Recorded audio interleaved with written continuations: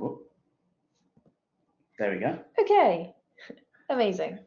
So welcome to this webinar. We're going to be speaking to you today. My name is Amy, and I am the Developer Community Manager at Pusher.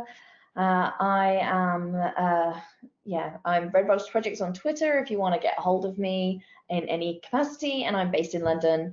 I have done a lot of different events. So we've done a lot together. We've done a lot together, well. yeah. So it's kind of an apt webinar for us to be leading. But we both come from different student communities in the UK. I actually went to the University of Nottingham. I was part of this big student society called a Hacksoc. We had something like 250 members when I was on the committee, and we did loads of different events throughout the year. Then through that, I became a GitHub Canvas expert, and I'm sure you're all, well, some of you will be familiar with that program, especially if you're a student that's doing a Hacktoberfest event. And I've been around the world doing that, and was a tech speaker. I've also run conferences for women in tech.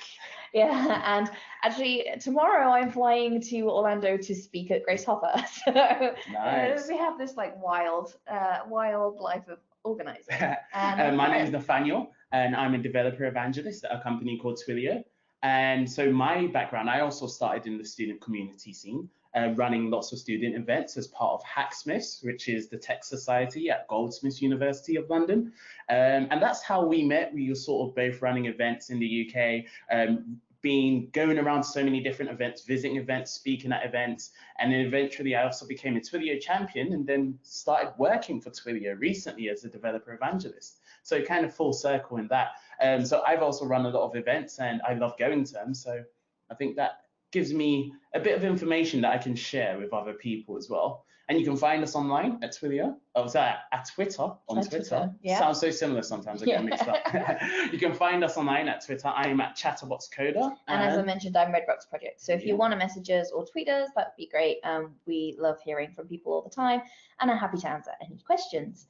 So what are we going to cover today? Well, let's have a look.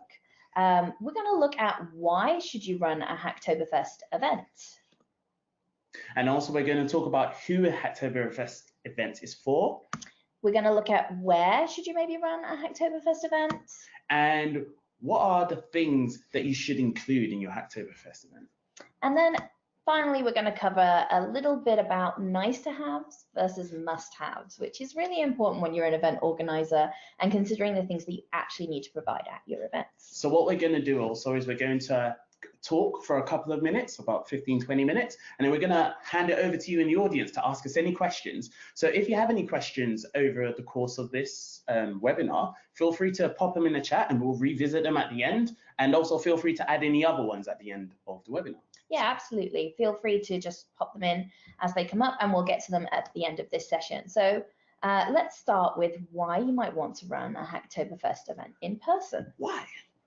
So part of the reason Hacktoberfest works so well is because it's a remote participation event and people can contribute to the program from wherever they are in the world, and they can work asynchronously in whatever time zones they are. But that doesn't mean that it has to be entirely remote. Sometimes people come together to achieve their contributions and work together. And that might be taking part in an after work hangout, or maybe students after university, or maybe at a club meetup or society. And working together in this way can be really rewarding and help towards all those important pull requests, right? But what other reasons might you want to run an in-person Hacktoberfest event? Well, that's a really great question. And there are a couple of reasons why you might want to run something in person. We've already said, Hacktoberfest is great because it allows you to do this remotely wherever you are in the world. But there is a reason why you might want to bring people together. And this is one of the big ones. You want to help provide an in-person introduction for Hacktoberfest first-timers. It's really, really important if you have never touched open source before to have a kind of support network and help you make that first pull request. That's what the whole month is about, helping people to get into the world of open source and get to grips with what you might have to do, getting used to Git and GitHub, I know that I opened my GitHub account and it was like 12 months before I made a pull request because I was so scared of that thing. I learned about Git at a Hacktoberfest event, and it was actually a Git 101 workshop run by Amy. Amy. So it's really great at spurring that first interaction with Hacktoberfest, and then meeting people who then, like myself, went from like knowing nothing to being able to run a 101 workshop on all things Git and GitHub. So secondly, it can also provide a space for those people taking part to build a community. So if you're a maintainer of an open source repository, or you're a person that like does a lot of PRs and is a contributor to open source in a big way, that can be sometimes quite lonely because it is a lot of remote work. You're doing it on your own time. You might not be doing it in your working hours. And it might be something that you never get to actually see the other people who are like, you might be talking to somebody across the world, or you might be talking to somebody in the same city, but you just never speak to one another. So that's really important too. Like giving people a place and a time to come together to do this stuff is really, really nice at connecting people. It's also really great for giving people a dedicated time and space, because I don't know if you're like me, but my life is like, yeah, I'll do that. And then I'm like, oh, I signed up to the, and oh, We talked about this earlier, about the fact that our schedules are so busy, and sometimes it's so difficult to find time for those extra bits on the side. Yeah, and these are the things that you really want to do as well, because they're really wholesome, and being able to contribute to stuff. I know there's a lot happening in like the climate world right now with open source, and that's really important. Like we want to help contribute to those things that are doing like tech for the good and tech for better, and they don't often have the capacity to have paid developers, and so open source is a really big part of their work. And giving people a dedicated time and a place to come together and work on that actually helps them do that together, because instead of being like, oh, should I go to this event or should I go home and like maybe not see people, I'll be like, oh, but everybody else is going, so I'll go and I'll sit and we'll do those pull requests together, and it feels like a real team effort. So that's really great too. So we're going to talk about the things that you need as a minimum to run your event. And really and truly, there are 3 things that you absolutely need. You need people to come to your event. You need a venue, a place to host it, and you need some content. Why should people care about coming to your event? So let's start with people. Who might this event be for? Well, Hacktoberfest can actually be for many people. We mentioned a little bit earlier about like why you might do it in person, and that's because it's actually really great for the beginner. So somebody who's never made a pull request before or is new to tech in general might want to come along to an event like this to be able to actually take that first step and learn a new skill and meet people who are also going through that really like, oh, I don't know if I should make the PR or not. What happens? That was me a couple of years ago. That was me. So we really wanted to showcase that that's a really great audience for you to advertise to for your first event. But you also might want to advertise towards contributors. So people who already work in this open source space and maybe work in a tech role. Maybe these people would be great mentors to have at your event. Maybe you're not going to specify between who's a mentor and who's an attendee. I don't think we're going to do that for our Hacktoberfest London ones because we just want it to be really collaborative, but we know that we're going to get different types of people there. So we're going to get these two types of people who have been contributing for a long time and somebody who's just beginning, and we'll hope that they'll find ways to jam together and like help each other out on their problems. And sometimes, you know, somebody who's much newer to a problem can see something that fresh eyes are so useful on these things. I actually did this with my partner Kevin, who's also an events organizer for these things and helping us with the Hacktoberfest London stuff.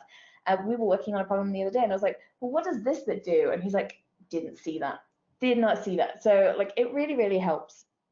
And also, we have like these events to celebrate people who are maintainers. So people who maintain open source projects, they like deserve all of the awards. It's a hard job to do, and you get a lot of people asking the same questions and making the same PRs or telling you that you have the same issue over and over again.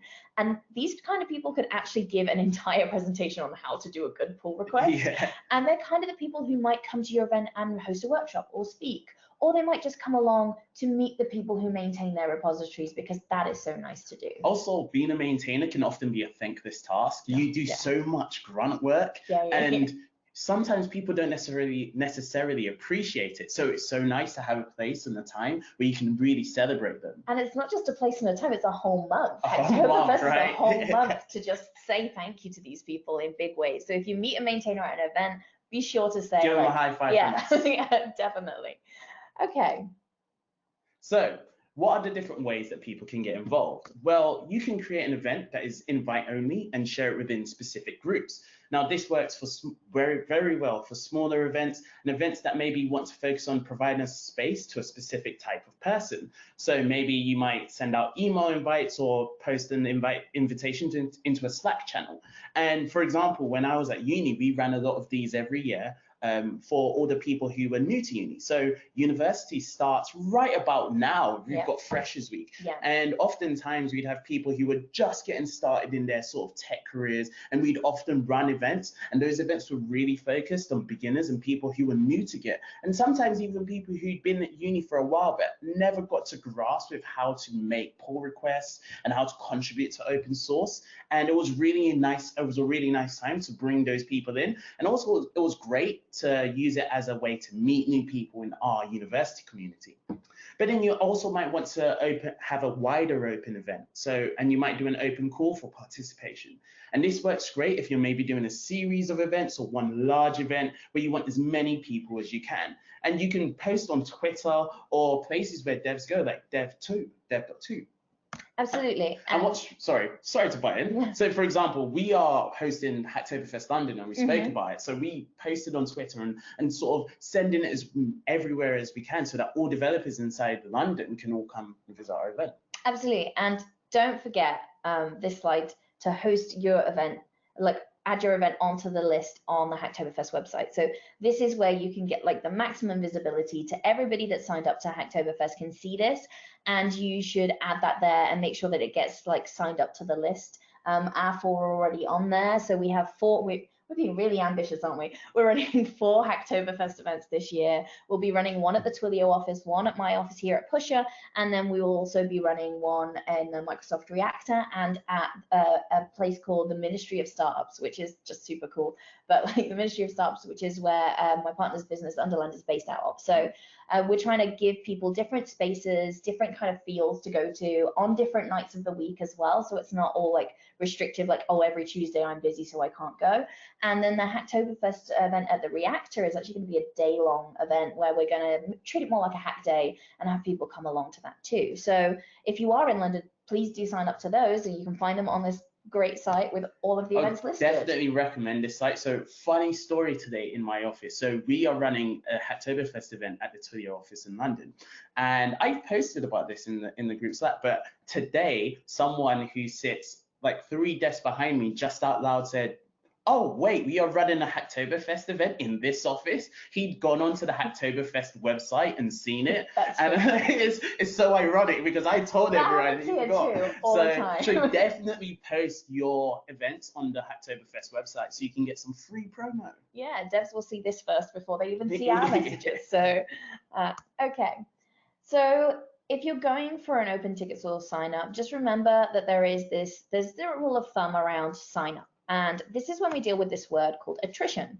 So attrition actually means the number of people who will sign up but not attend your event. So it's the reduction in number of people who will actually attend. And when we talk about this in tech events in general, we talk about it like a percentage. So in London, very specifically, we anticipate about 50% of people will sign up and not turn up on the day.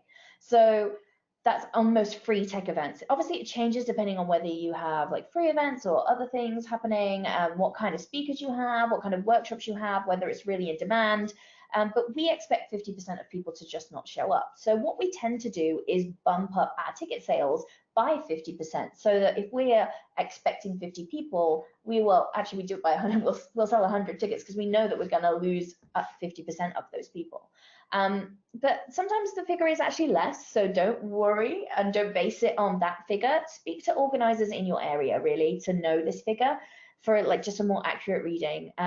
It's really useful to know because you can plan like how much food you're going to have. You can also plan for the other things you might be doing in terms of the size of the venue that you've booked. And if you are going to do things such as stickers and swag, just gives you a bit of a go ahead so you don't end up with like a box full of tote bags or t-shirts from like 2 years ago that you still have with the date on for your event like 2 years ago. It happens a lot, so just be prepared and make sure to like know what you're to expect with attrition. Yeah, although sometimes it can go the other way. I remember once hosting an event, we expected about 200 people and we're like, okay, this is good, and then 300 people turned up. Yeah, that can happen too. So be flexible, but also be aware of attrition, because there's nothing worse than having way too much food left over. Yeah, I mean, with food leftovers and stuff, things that we try to do at our events is like donate it if we can. So if you end up realizing that, whoa, we've ordered all this food and we've only got this many attendees, make a couple of phone calls, find out if there's a shelter where you can dedicate that food to go to. Some of them will even come and do a collection from your venue. So that's really, really great. Depends on your area. Other things that we tend to do as well is have that fallback plan. Like, what if there's too many people, or what if somebody turns up with really specific needs that we haven't covered? We just have a fallback plan of being able to like either give somebody like an account to order like takeout if we're delivering food and they haven't been catered for, or just like being able to add things last minute. Just know what your options are in your area. Know whether, like, especially if it's on a day where everything is closed, like on a Sunday, it's quite hard to get stuff in. Yeah. Well, it's not terribly hard, but it is in some areas, especially Nottingham, like we really struggled. And so knowing which pizza place is going to be open if you are really in need, or if there's a cafe that can help sort you out, or somebody on hand. So just know those things and plan that into your day as well. But never worry too much about not necessarily having the numbers you wanted, because one thing I've noticed is sometimes the smaller events have so much more engagement. Yeah. So don't necessarily see it as just a terrible thing. It's still something that's great, because you can really focus on the people who are there and they will all be really engaged at your event. That's a good point, actually. And I've seen this happen a lot at different types of event. And I genuinely believe some events are better with deeper engagement over wider engagement. So I mean, fewer people with more meaningful conversations than a lot of people and not really getting to be able to speak to everybody in the room. And that can be really, really valuable. And I've seen people forge like friendships at those events, and those last for a very, very long time and help people out in their tech careers. So decide what type of event you're also trying to do. Are you trying to do a very large scale event with lots of things going on? Or maybe you're going to focus on a small group of people and really deliver for them, and find that balance. Each of your events is different and happening in different contexts, but you can run an amazing event if you just sort of plan ahead. Exactly. And while we're on that note, actually, let's talk about ways to be inclusive at your events. So this means inclusive means designing your event so that all types of people feel comfortable at your event. And there are a couple of things that you really should do. So have a clear code of conduct and a clear reporting process. Thankfully, the people at Hacktoberfest have created a code of conduct that you can download and use. So make sure that everybody knows what the rules are in terms of treating other people, and also who to talk to if something's doesn't make them feel comfortable. So also ensure that you've communicated the facilities of the venue to your attendees so that they know what to expect. And there's a couple of different operational things which you really need to communicate to them. And plan in some optional icebreakers as well, so that people can get to know each other. And this is especially important for attendees that don't know anyone and come alone, because oftentimes I feel that if I go to a new space and I don't know anyone, that first conversation can be the hardest to start. But once you start and you get going, you can build up momentum. So often having an icebreaker at the beginning to get people talking really makes people feel like they're included in the event. Absolutely, but do make sure it's optional though, because sometimes like I can be very extroverted and very introverted. I'm what's known as an ambivert in the world of like social anxiety, and sometimes I'm just like, whoa, if I'm forced to like interact with people right now, I might just curl up in a ball in the corner. So make sure that you've communicated like, hey, we have this cool thing. If you want to like see who's here and meet people, then come over here and we'll do this like team building exercise or something that's a lot of fun. Or like make sure that people know that it is just for fun and that like there's no pressure to perform in that environment. Cool. Also, you might want to have name tags with pronouns. I think we have ones like that you have there. I hope you can see them. And they're really good for people to start conversations, but also for people to feel like they can really communicate who they are so that you can have a great conversation with them. Yeah, and if you're not familiar with pronouns in your societies or groups or your communities right now, that is how people would prefer to be referred to themselves. So, for example, my pronouns are she, her, they, and I would prefer people to use any of the combination of those. Some people will prefer just to be known as they, them. and that's like a clear preference and choice that they want to communicate to people. And so if you're never sure of somebody's pronouns, the thing that I tend to do is I will either ask if I feel comfortable to do so, or default to they them just in case. So if I just want to be talking to a group and be like, I'm not too sure what that person's preference is, I will say they them. However, this is why we have stuff like the name badges that have a space for you to say my pronouns are, because that really helps people in that kind of guesswork. And also having your name on view too, because it's great. So many faces at these things, and you like, always forget names. I'm really bad. I forget people's names all the time. I remember faces all the time. Yeah, I remember faces. I'm so bad with names. Exactly. So name tags, definitely. That really, really helps. So where can a Hacktoberfest event take place? Well, yeah, let's talk about the most important part of the event, a venue. So a venue can be literally any type of space that is well suited to collaborative working. That means seating and desk space is really important. Having internet access, where's the Wi-Fi is the biggest question of most events, and also being able to have power, like a constant supply. So tech offices, schools, or university campuses are really great spaces because they actually provide these without many barriers. Though do check in with your venue ahead of time, because there might be something like a sign-up form or a catch-all. I know at the university, at Nottingham University, we actually had to submit every attendee in advance of the event, and we had to create a load of mock accounts for them to be able to sign up to do some workshop stuff, and that made it really hard, because we were like, yeah, we don't want them to be on the guest Wi-Fi, we want them to be on the full edge room Wi-Fi, and we had to do that through our IT services. So that was actually a thing that we found out a few days before the event, and we had to rush all these accounts through. So I think my dog has an account at the University of Nottingham because it was just any names, pick some names, and then we can assign them to people. But just remember that these are the core things you should be looking for in a venue. So you might think it would be really fun, hey, let's have a really out there event and host it in this space.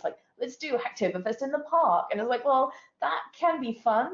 But if you don't have these essential things, or they don't work, it can really easily lead to frustration and potentially for a bad experience for your attendees. And maybe people won't hang around for as long as they might have done if just the basic comfort level was covered.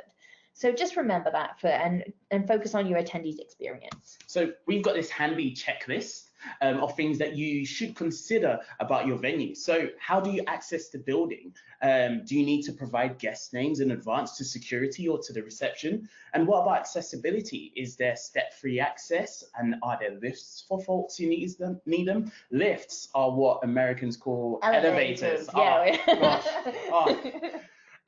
Anyway, also childcare.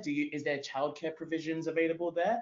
What are the closest public transport links? So, for example, in London, we usually say it's near this station, train station, and this bus stop, so people can find it easily. Mm-hmm. Are there bathrooms available? Are there gender-neutral bathrooms available, or are there other options? Is there a kitchen space? And it goes on. And you should take all of these things and make sure that you have the answers, and you can communicate these answers to your attendees in advance, but it also helps you to plan to make sure your event goes without a hitch. Yeah, absolutely. And the thing with these things that you're checking, sometimes it might be that nobody at your event actually needs to know this information.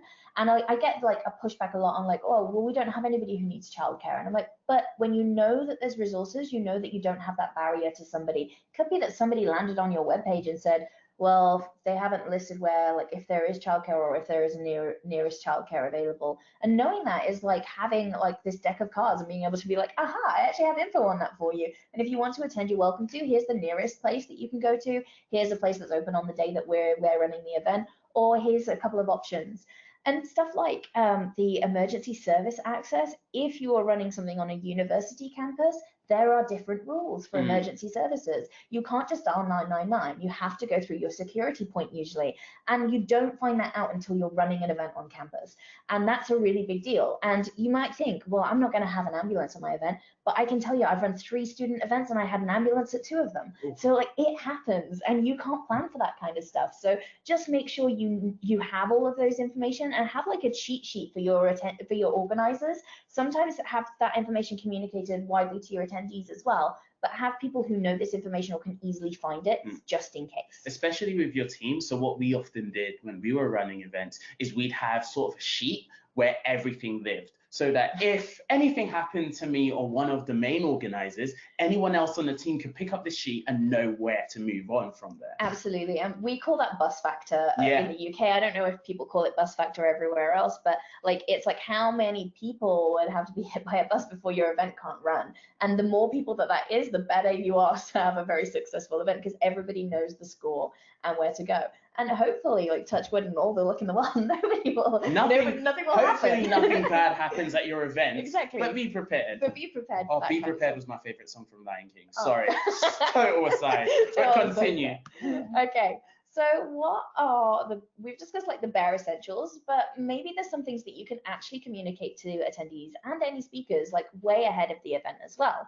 So you might think, oh, that's fine, I've got it for the day. But the crucial information is to let people know what they can expect. And managing expectations like is a really important thing for building good communities. So telling people what's possible and what to bring, the Wi-Fi information so that they have it ahead of the day, and displaying it around the venue so that it's really clear and in viewpoint, so they don't feel like you're getting asked the Wi-Fi like every 5 seconds, because it's important for you as an organizer as well to feel like you're not going to be asked the same thing repetitively, because you want to be like providing your best self for your attendees too, and you don't want to get frustrated.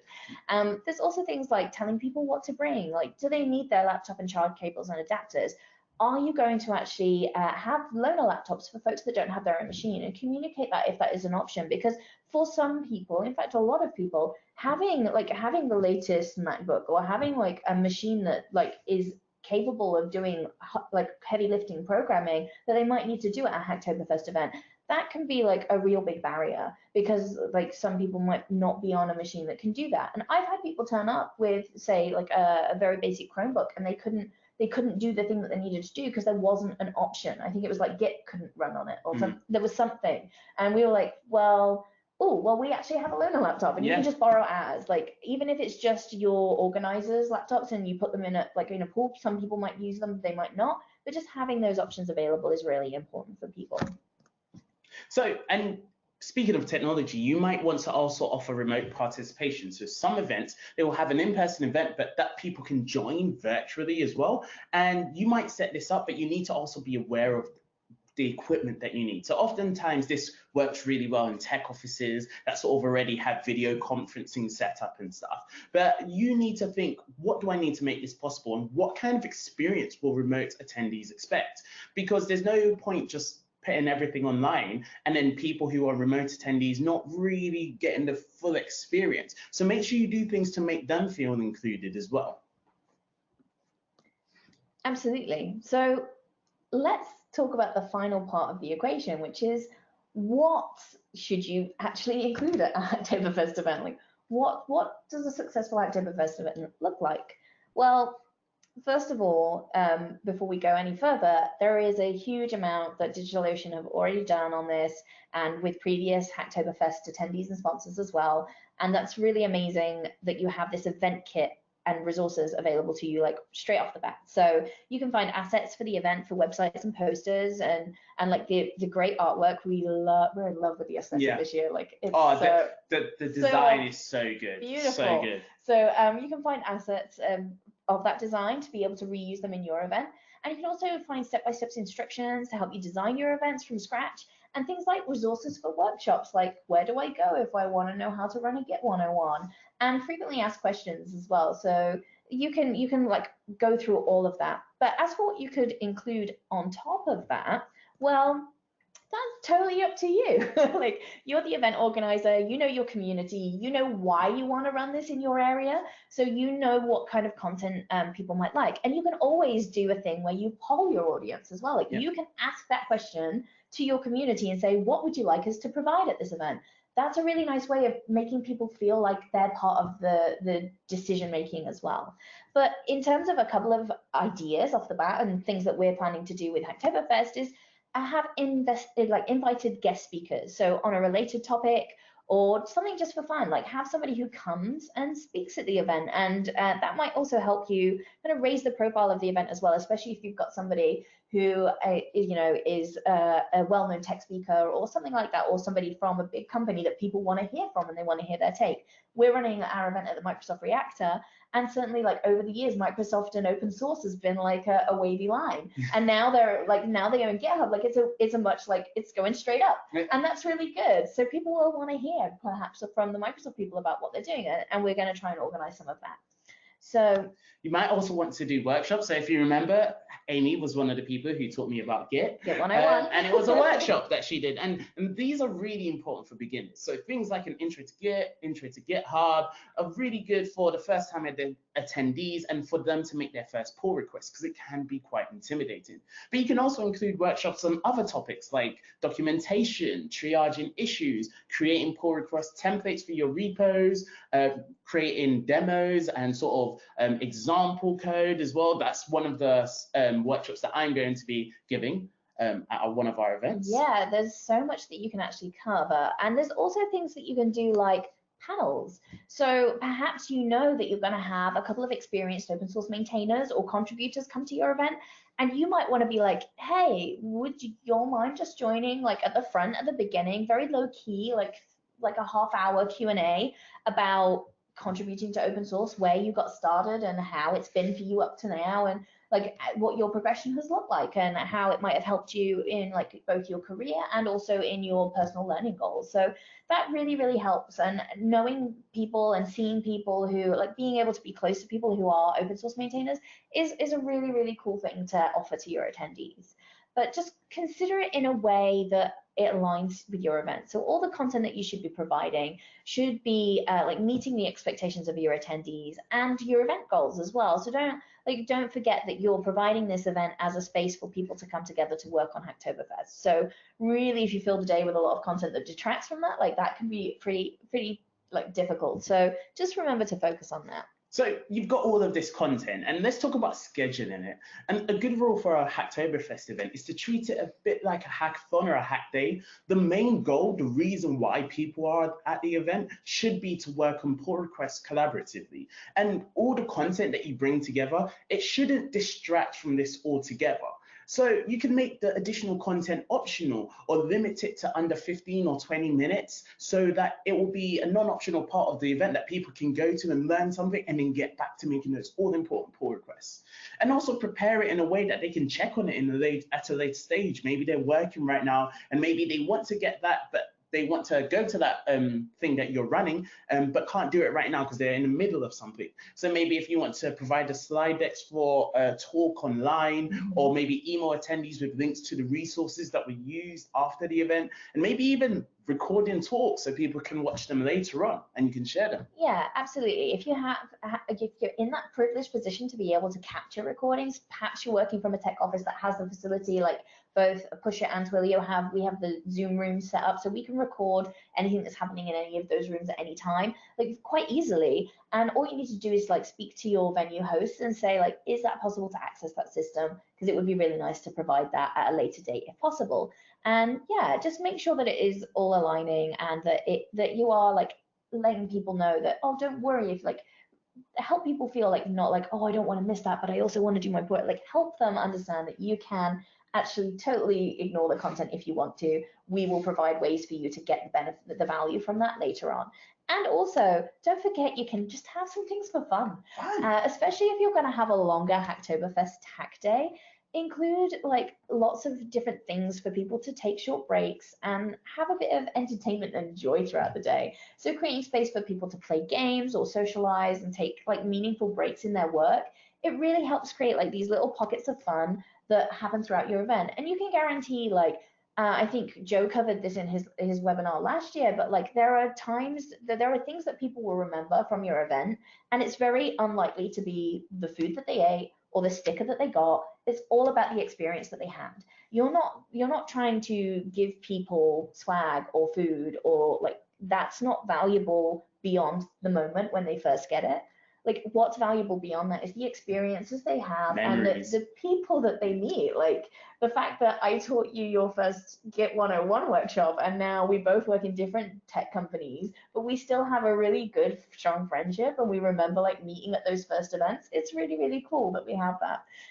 So yeah, just remember to break In the it up. UK, like sort of student tech scene, the game of werewolf is legendary. Oh, it totally legendary. is. I never win though. But anyway. But yeah, social games like that can be really, really great ways of providing fun.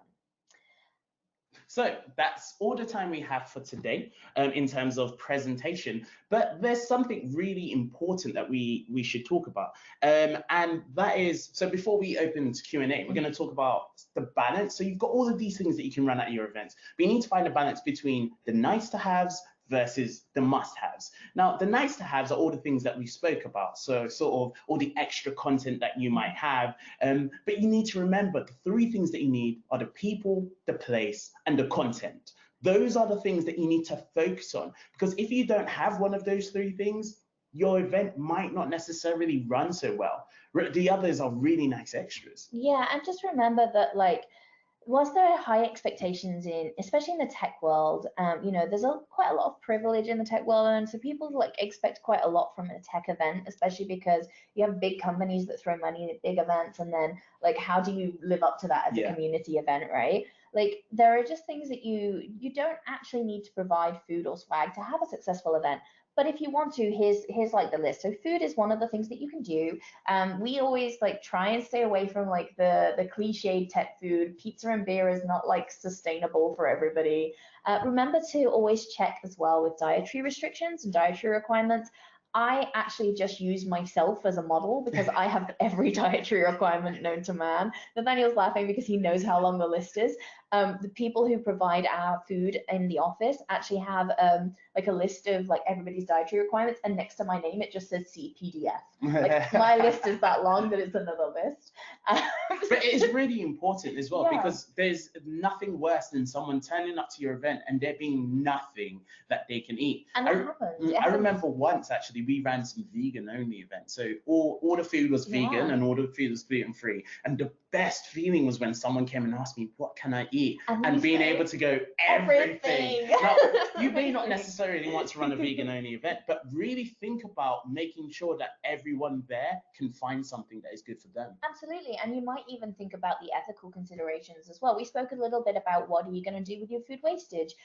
There's also some other just like little considerations, like, what is the space like? Is it well ventilated? What kind of food should you have in that space? Are there enough toilets? Yeah, those kind of things. Like, can you make sure that like providing a certain type of food isn't going to also cause like the space to not be as comfortable? So just remembering, and you can also do food in a way that it isn't like providing a full meal. You could just do, we used to do a surprise cupcake drop at like our Women in Tech conference, and it was the biggest, like the most popular thing that we ever did, and people were like, oh my god, cupcakes. And we had gluten-free cupcakes as well, and vegan ones, so everybody was catered for and everybody could like enjoy that moment.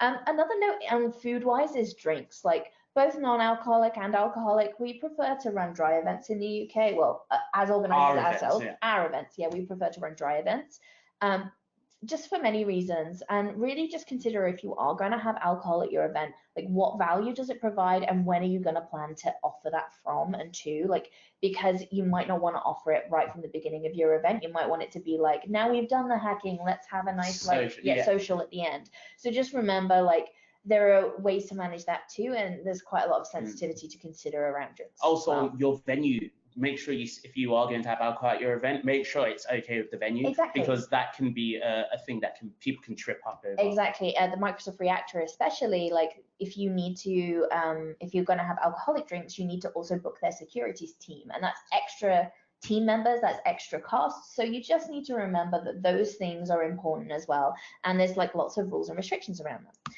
You can also provide stickers. I love stickers. Everybody likes to collect stickers. Where's my laptop? Oh, it's not covered. This is like my sticker book. Yeah. You can see it's like covered. I love stickers. So, like, I never thought that I would be collecting as many stickers in like my late 20s as I was when I was like 10. But stickers are something that people love, and it's quite an easy, cheap swag item. If you are thinking like, I really want to do something special, we're going to do bespoke ones, but we're going to do the same one for our entire series. So it's not like we're going to do 4 different ones for each event. We are literally saying we've collaborated on this, we'll have one, and we'll like farm it out to every single one. And sometimes they don't necessarily all need to be from a tech company or a specific sticker. I think sometimes I love a sticker party where we just pour random stickers, if you cartoons, everything. It's just like, those are the greatest. So if you can't do that yourself, you can say, hey, we're going to have a sticker exchange. Bring along your own stickers, like, because you collect them, right? As a person in tech, sometimes you collect a lot. I have a bag. Yeah, me too. You have a lot of these things. So ask people to bring them along and exchange them. And like that gives like, they still manage to like attribute that to your event. Like they'll go, that's the sticker I got at Hacktoberfest when I was here, because that helps them remember, but it doesn't even have to be your own sticker. And also remember that swag items, whilst they are like everything from like branded shirts to socks to all of the other things, just remember to think about like, why are you producing it? Are you going to get rid of everything? Is everybody like, are you going to produce enough so that everybody has something? Are you going to produce so like too much so that you end up having a load of leftovers? And what's the environmental impact when producing this kind of stuff? There is a huge amount of like swag items that end up in a landfill right now, and that's really not great for our industry. And we just need to be a bit conscientious around this thing. So with all of these nice to have, sort of the four big ones and any others that you include, make sure you just really think about, why am I doing this? What extra value? Because oftentimes they're really expensive, and sometimes they're expensive, but they don't necessarily make the experience any better for your attendees. And you might find that your attendees actually don't care that much about it. You're going, my attendees will love swag, and they might be like, actually I was coming because I wanted to meet this person, and the swag was just like an extra nice thing. Like, it's nice to surprise and delight people for sure, but just remember that it's not the be all and end all, especially if you're running a community event and you can't stretch to that. Like, your budget does not have to stretch to that. Just remember, like, you do what suits your community, and that's the goal. So yeah, thank you so much for listening. We really appreciate your time. We know you're going to produce some awesome events across the world for Hacktoberfest this year. And that's all we have for now, but ask us your questions. Thank you so much. Also, if you have any questions afterwards, you can also send an email to hacktoberfestevents@digitalocean.com. And you can reach out to me and Nathaniel on Twitter. So Red Rocks Projects and Chatterbox Coder. We'll leave that up whilst you ask your questions, but please feel free to chime in. Thank you. All right, let's find any questions in the chat. Questions. I don't know how to make this bigger. We will try our best. Okay, so let's see. We've got lots of hellos. Hello. Hello. That was from the beginning, I think, when people could see us. Yeah. Let's have a look. Hey, Amy and Nathaniel. It's Samantha here from DigitalOcean. Can you hear me? Yes. Awesome. Hey, everyone. I know that there are lots of questions in the chat, so I'm going to help prioritize them. Is that okay? Yes. That's perfect. We have one question from Gonzalo. Gonzalo asks, I'm new and I'm looking for maintainers to help us with the event talks. Where's the best place to contact them? Ooh, well, where would you find maintainers? So usually they're on GitHub, so that would be the first place to look. Yeah, so look for the repository, find if they have on their profile like ways to contact them. Usually, like on my profile on GitHub, for example, I have links to my social media, and I'm pretty sure that I maybe have a link to an email on there, maybe I don't, but you can definitely find that kind of information on their GitHub profiles. If there's somebody who you know is like quite a big maintainer and that you're trying to get a hold of, just know that they might have a lot of requests for that kind of thing, and sometimes just like reaching out to them on a social platform can work, but it can also mean that they might not respond because they might not have their DMs open, or like their direct messages, open to you. But you can also do things that I find is like really good, is go to each community Slack that you're part of, or community group, wherever they are. It doesn't have to be on Slack, there's just many Slack groups. Go to Dev2, go to places where your community exists, and put out a general post. Be like, hey, we're really new, we're looking for people to contribute to this event. I actually am part of a big community of developer evangelists, and recently somebody did exactly this. They said like, hey, we have this event that's happening in Brazil. It's the first time it's ever ran. We really want some people from different backgrounds to come and speak at this event, especially if you're an underrepresented person in tech. And that was a really nice call out. So being really public about, hey, we're actually looking for people to do this, and giving them the expectations of what they'll need to do. So what kind of time commitment is it? Is it just to turn up on the day? Is it provide something in advance? Is it something like this where like we were in conversations with the folks at DigitalOcean, and Samantha and Daniel were really kind in saying like, do you want to host this webinar? You know, just really set expectations.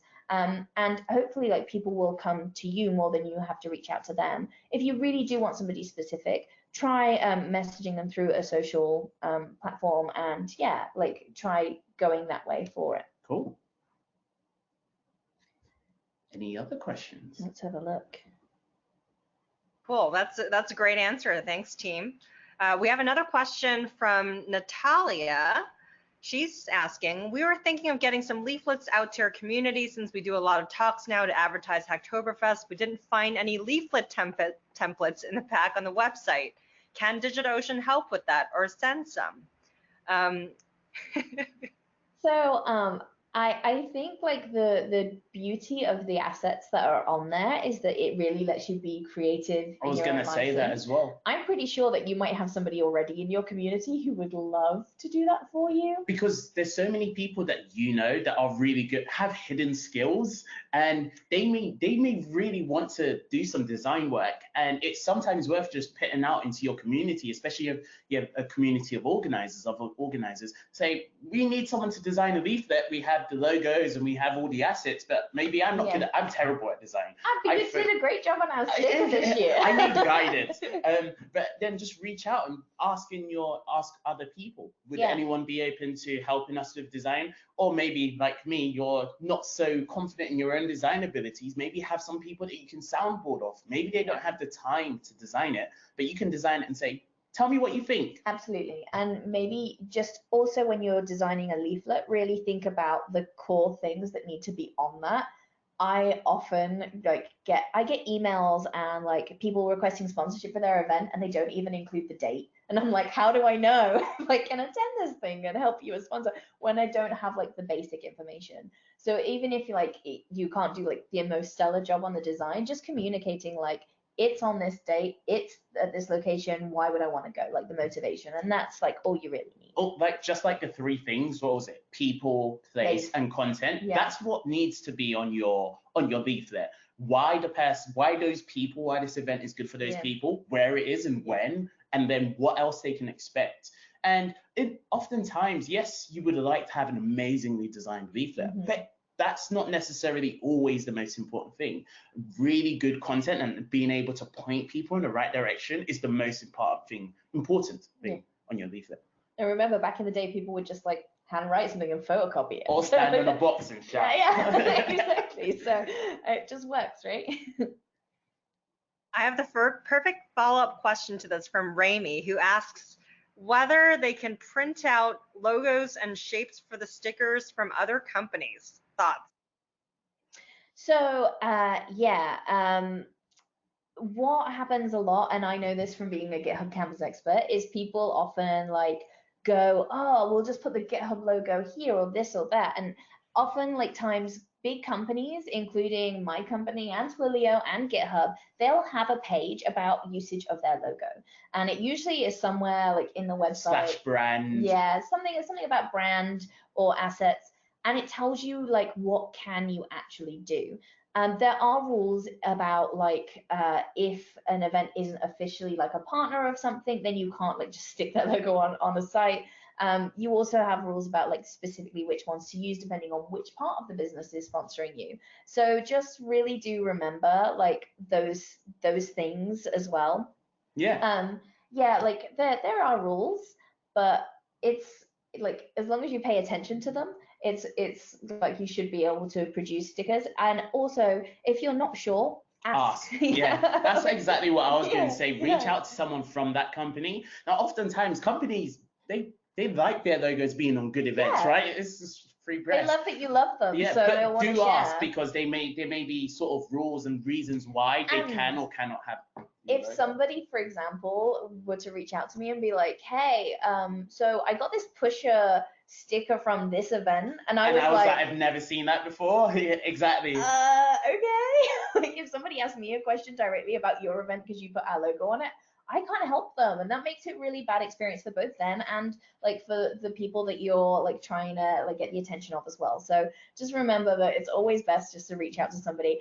A lot of the time there's just somebody like me or Nathaniel at the end of that email being like, hey, like we'll help you with this, or maybe not write this, but like maybe use it like that. It's really important just to check. Perfect answer. Oops, perfect answer. I couldn't have said it better myself. We have another question from Sushant, who's asking if the slides from this session will be available because they would love to add something to it. Ah, we love that. Yes, we will be sharing them with Samantha and DigitalOcean, and then I'm sure that they'll be like sent out to the list as a link. They are just like a Google slide deck, so they'll be just shared, and you can like access and copy them. Like, yeah, just use them as you see fit. Yeah, perfect answer. Yeah. We have a question about whether someone can organize a Hacktoberfest event as an individual. Yes. There is nothing stopping. Obviously, it's always good to have a team, but you as an individual, you can do so much as well. And oftentimes you'll notice that after you've started organizing, people say, well, that's an amazing idea. I'd like to get involved. So definitely don't feel afraid or nervous to start a Hacktoberfest by yourself. Yeah. Just remember the 3 things that we spoke about and slowly build out. And you won't be surprised if people, after watching or coming to your event, they might be excited to get involved next year. Just remember though, if you are going to do this alone, be very, very kind to yourself. Set like expectations that are achievable. Really don't like be like, I'm going to do this a huge thing, because it's a lot of overhead if you're going to take on like a big event where you're going to provide swag and food and everything else. Like I couldn't run the London events without the support of Nathaniel and Kevin and everybody else that's helped us along the way. Like we have some really great connections, and I rely on people so much. Like don't feel like you have to do everything on your own, but also just like set achievable goals. And even if you are organizing it by yourself, you can always ask for mentors. So I've done this at events before where I'm not organizing an event, but I'm mentoring the organizers, and they just come to me with questions, and we have a 30-minute call, and I'm able to give them some guidance about anything that pops up. So it might be worth reaching out to someone else, and they don't necessarily even need to be nearby. You might be able to reach out to someone online and ask them for help and support and mentorship in running your own event. And I think Nathaniel and me just volunteered for that. Like, hit us up, like ask us, and we'll drop in a call and be like, yeah, that sounds sensible, or maybe you should like stay away from that because that it sounds like you might struggle to We've had like that. the best and worst things happen to us at events, totally. So like avoid our mistakes. Yeah, definitely. We have a lot of learnings that we could share. Awesome. Do you have any advice around if someone doesn't have a venue or co-organizers, how they can find help? Yeah, I mean, so things I used to do back in the day were like put public calls out. So, and also when I would look at the communities I was part of. So I used to be inside of the university, and I literally would just email like full email lists of academics and be like, I want to run this, and I'm really enthusiastic, and I can do all the work. I just need somebody to book me a room in the university and like say it's okay. And they most of the time they'd be like, yeah, that sounds great, or is there a way that we could get in on this to like showcase what you're doing? And I'd be like, yeah, absolutely. Oftentimes the venue can be the most expensive part of running. So always make sure you utilize the free resources you have first. So for example, I always ran our events at our university when I was there, and that was great because it was free. But then also there's sometimes free pet spaces around you. A lot of tech offices like to host events. Yeah. So I know that the Reactor space, that's a free space in London that someone could use for a tech event, or we're using for a Hacktoberfest event. And think about like community spaces as well. So like in the UK, we have like very twee like community halls and stuff like that in smaller spaces. And so you could go into a town and be like, I would like to look at like hiring the community hall, and it's going to be way cheaper than like trying to hire a big venue. Like a corporate venue. Yeah, those are great, but if you have a limited budget, it can be a bit of a struggle. Yeah, absolutely. All right, final question. What if someone visits a bunch of tech companies but they're not interested? Any advice for them? I mean, it's really hard when you're reaching out to tech companies because, well, you know, we've been on both sides of this now. So we're both very new in our jobs, And we were before the people reaching out to people like Twilio and Pusher and other companies and being like, hey, help us out with our event. And now, like, we're the other side, we're like, okay, like, we have so many of those requests, yeah, like, so many. That was the big thing I learned. Yeah, you're like, oh, okay, Right. now I understand. Like, it's not possible for every tech company to be like yes in every event. That doesn't mean that they don't support what you're doing or don't think that it's amazing that you're doing that for your community. It just means that they have like limited resource for that time of year. And that can be really hard to manage. So don't take it personally and keep trying, like keep reaching out to people. Some of the most like valuable interactions I've had haven't been like where we've necessarily been able to like give money or swag to an event, but where I've said, oh, I don't have capacity to do that right now, but if you want to use our office, come and use our office. Like, see what the other options are, because it might be that you're asking the wrong question when you go to the tech company. You might be saying, can you sponsor us? And sponsorship is a big deal. It might mean there's legal people involved. It might mean there's budgetary people involved. It might mean that someone like me has to go to someone like 2 levels of management above me to clear that. And that's hard. But if you say, hey, would you be able to provide like some stickers or some t-shirts? Then I might already have like 100 t-shirts. So I'm like, yeah, just take them. Like, that's the kind of thing that I can do easily. Another thing that we do at Pusher is we go out and film local meetups, and I like around the UK and in some locations in Europe as well.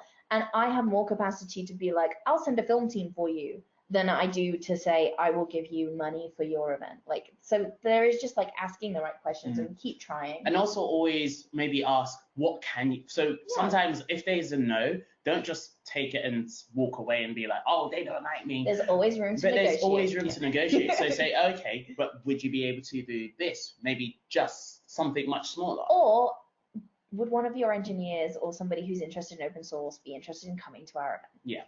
Like, that's really, really valuable. And somebody might actually already be in the company, be like, I love Hacktoberfest, I was going anyway. Yeah. So like, they're giving their experience and being able to come along as an engineer is kind of nice. All right, this is the real last question. How long do you recommend for the event? Do you have an ideal format that you would recommend over others? So this is very interesting because we're running multiple events and they have different timescales. So for example, the evening events that we're running, they're only a couple of hours, a few hours, and it's really sort of 3 hours, but really focused on sort of pull requests. But then the big event we're doing at the end of the month is very large. It's a whole hack day, and people have a whole day where they can get together, do so many different activities. So the answer is no, there is no one answer. There is so many different things you can do, and you need to tailor your event to fit that time scale. Absolutely. And also there's this really big rule I live by, which is like, you do you. Like, your community, if they want an event, then you can say, well, I can't get a venue for much longer than this time, or like, you know, live within your own limits and say, well, we really want to put this event on, so we'll do like 4 hours or a whole day, or just pick something that you know will really benefit your community. Maybe even ask people like, what kind of time would you like us to run the event for? How long would you like it to be? What day would you like it to be on? Like, you can always go to your community and ask those questions and get some real answers, and then you know that you're actually providing what people want. And then you know people will come. Yeah, and it's really hard to like guess what is the optimum time for everybody, because for beginners, you want to definitely have at least some of that time dedicated to like your 101 and like have people learning how to do the pull request in the first place. So you might have the first hour of your entire like event dedicated to workshops, and then it'll be like, well, then how long do we give people after that to be able to then actually make those pull requests? Ideally, you need more than 1 hour, so maybe 2 and maybe 3, and then you don't really then want to be like, oh, so we should do this after work. So that means starting in the UK usually about 6:30. And we want it to be 4 or 5 hours. Well, that's 11:30 on a weeknight, when you know that people are just going to go, oh, it's too long. So manage the expectation, because if people see like this really long event, they're going to think that they have to commit to staying the whole time. And that's another thing that you need to be wary of when you're choosing a time frame for the event. Cool. Thank you so much, though. It's been amazing to talk to you. Yeah, it's been really great. And please do reach out to us on Twitter. Samantha has our email, so if you do want to have any questions, go through the Hacktoberfest events email and pass them on to us. We are happy to help, and also happy to do those drop-in calls. High five. Thanks, everyone. It's a wrap. Happy Hacktoberfest and happy planning all your events.